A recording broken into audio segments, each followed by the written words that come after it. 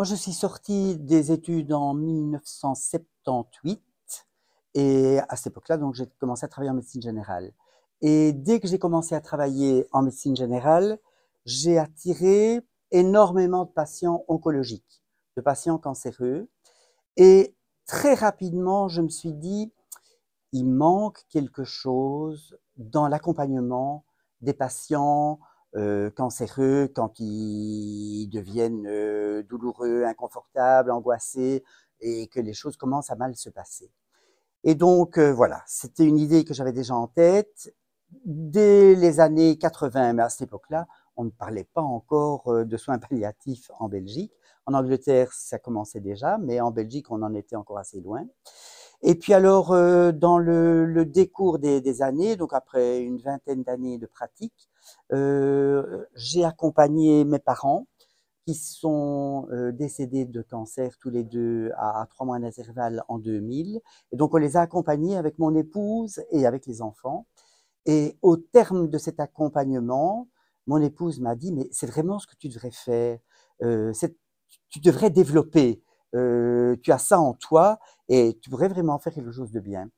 Et puis je dis, ben oui, c'est vrai, mais enfin, voilà, c'est compliqué. Et puis alors en 2002, la loi sur les soins palliatifs a été votée.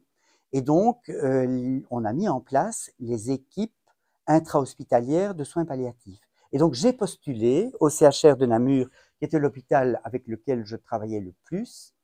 Et donc, j'ai été désigné comme médecin responsable de l'équipe de soins palliatifs.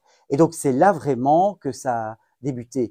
Mon activité en soins palliatifs, ma formation aussi donc de DES que j'ai fait à l'ULB, mais qui était interuniversitaire, avec des stages, tout un mémoire, etc. Et donc, c'est là que j'ai réalisé que c'était vraiment ma voie et c'est dans cette partie-là de mon activité professionnelle que j'ai eu le plus de satisfaction et de bonheur d'accompagner les patients.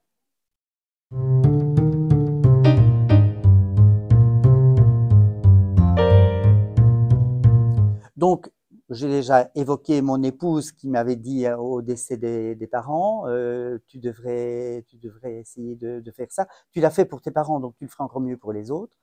Et puis alors, ce qui était très important, vu la difficulté quand même de l'activité, c'était de retrouver la joie familiale d'une famille unie, où on s'entendait bien, où je pouvais décharger tout ce qui était vraiment trop difficile.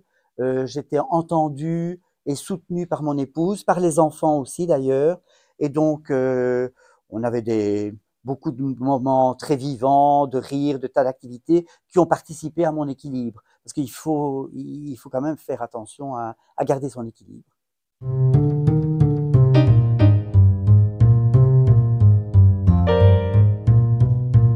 Hmm.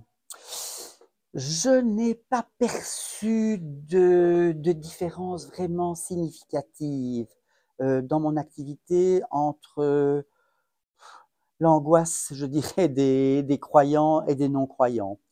Euh, Disons que parfois, pour les croyants, entre autres par rapport aux demandes d'euthanasie, il y avait quand même une difficulté supplémentaire qui était de ne plus être dans le cadre vraiment de la doctrine de l'Église, d'avoir un rejet de l'Église.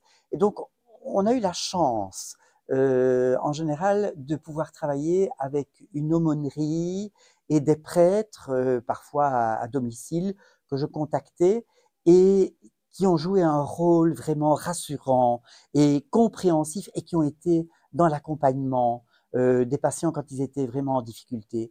Sinon, par rapport à à la fin de vie et à un au-delà, disons que pour moi, un lieu commun entre les croyants et les non-croyants, quand on arrive vraiment dans la fragilité extrême d'une toute fin de vie, c'est quand on est en contact avec l'entourage, c'est d'exprimer son espoir de se retrouver un jour, mais que j'ai trouvé autant chez les non-croyants que chez les croyants finalement, voilà. Et à quoi est-ce que ça correspond et quelle est cette retrouvaille? Je ne sais pas très bien ce qu'elle est.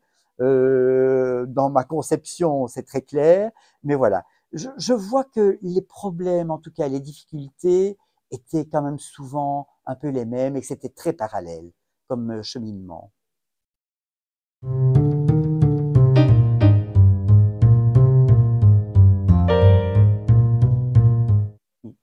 Mais donc, par rapport au dément, je pense que ça pourrait être un plus hein, dans l'accompagnement de certains déments. Ben, on a eu quelques exemples en Belgique d'ailleurs hein, de déments qui n'ont pas voulu aller jusqu'au bout. Il y a quand même des exemples qui ont été même très médiatisés. Mais voilà, je pense que ça pourrait être utile, mais je mets des bémols à ça. Le premier bémol, c'est qu'il faut vraiment se rendre compte que le dément, s'il est dans une grande souffrance au début de sa démence, souvent s'acclimate et s'adapte à sa situation et finalement perd un peu la notion des réalités et se contente souvent de ce qui reste. Donc, des petites choses qui lui font encore plaisir, etc. Et donc, à ce moment-là, la difficulté est essentiellement pour l'entourage de voir vraiment dépérir au niveau cognitif, au niveau intellectuel, un bien-aimé, plus que la difficulté n'est pour le patient lui-même. Donc, ces patients-là, il faut quand même s'assurer qu'ils ont vraiment envie de mourir à un moment, hein, qu'ils ne veulent pas encore continuer à vivre en se contentant de ce qui leur reste. Donc ça, c'est quand même quelque chose de compliqué.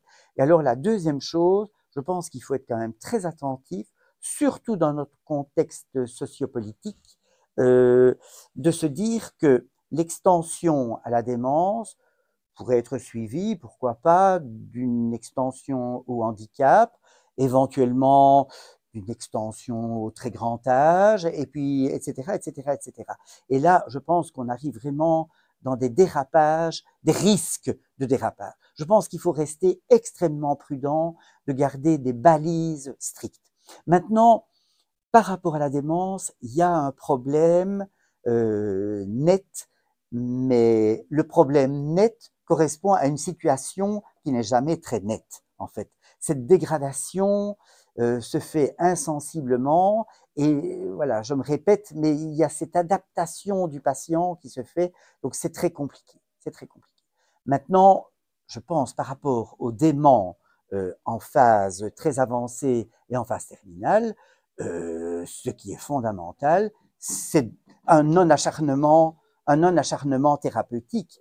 Donc, c'est de ne pas continuer à les alimenter de force avec des sondes gastriques, etc., et tutti quanti. Je pense qu'il faut respecter à un certain moment que ces gens sont en fin de vie, qui vont mourir, les soulager et puissent mourir calmement sans avoir des tuyaux partout. Hein.